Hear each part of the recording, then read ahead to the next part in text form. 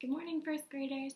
Today we will be finishing Rosie, Revere, and the Ruckus Riveters. We have 3 chapters to read, and then starting tomorrow, we will begin Ada Twist and the Perilous Pants. So I can't wait to get started on this one, and I can't wait to finish this one. Chapter 20. The parking lot was full of artists and their families. The McAllister sisters and Marin borrowed the librarian's microphone and sang to the crowd while the artists painted. There was dancing and laughing. Everyone was having a great time, especially June. She grinned as she swished her arms left and right and up and down over the canvas. The Paint-A-Palooza was working like a charm.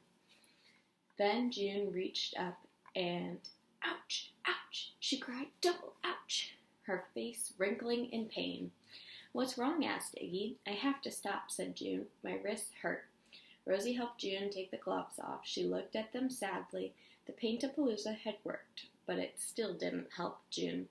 The whole adventure was a flop. Rosie frowned, but June grinned. Then she chuckled, and then she laughed out loud. Rosie was shocked. "What's funny?" she asked. "You had to quit painting." "Who's quitting?" asked June. "Maybe I can't paint, but you all can. But if we paint, you can't win the contest," said Rosie. "Oh, Rosie," June said softly, "don't you see? I've already won. This is the most fun I've had in years." Rosie smiled. Iggy and Ada cheered. The Riveters cheered too. "Come on, everyone, let's finish the painting together." June cried. They all grabbed paintbrushes and pampas stalks and got painting. When they were done, they stood back and admired their canvas. "Home, sweet home," said June. And you can see June painting, and then they're painting down here.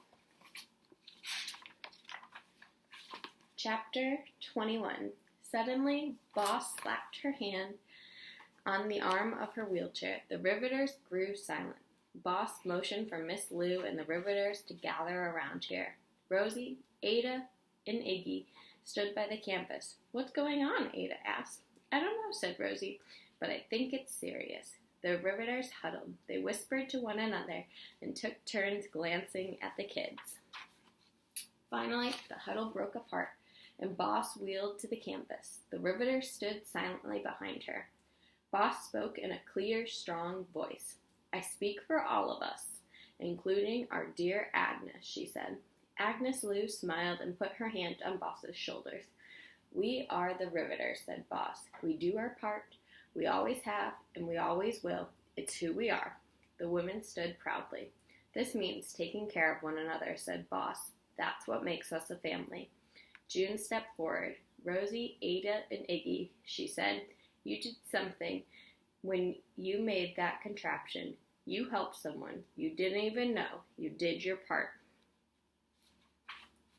"You did indeed," said Boss. "And today we declare that you are honorary Riveters." Betty, Letty, and Hetty McAllister stepped forward. "We further declare that our home is officially your home too," they said. "That includes all the singing and dancing that you can handle." "We can handle a lot of dancing," said Iggy. "Zowie," said Ada. "Thank you," said Rosie. 3 cheers for Iggy and Ada. 3 cheers for Rosie Revere. 3 cheers for the questionnaires. Look at how happy they are.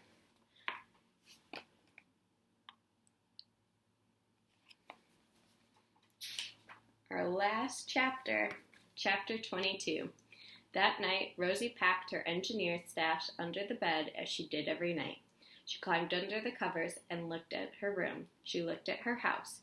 But what made it her home were Gizmo and her aunts and uncles, her friends and her neighbors. And now the Riveters. They were all her family. She thought about the Ruckus Riveters and Miss Lou. They lived in many houses, but their home was really anywhere that they were together. They were amazing women, and Rosie was proud to know them, and even prouder to be an honorary Riveter. Rosie made one final note in her engineer's journal. She wished Gizmo good night. Tired but very happy, Rosie Revere drifted to sleep and dreamed the bold dreams of a great engineer. There she's sleeping, and I'll read this box for you. Paint-A-Palooza 6 was a wretched wreck. Paint-A-Palooza 7, a messy misadventure. Paint-A-Palooza 8, foolhardly flop. Paint-A-Palooza 9, dorky dude, crossed out. Futile fiasco, crossed out. A happy homecoming. And that is the last of Rosie, Revere, and the Ruckus Riveters. Thanks, first grade, for listening with me. Tomorrow we'll start on Ada Twist.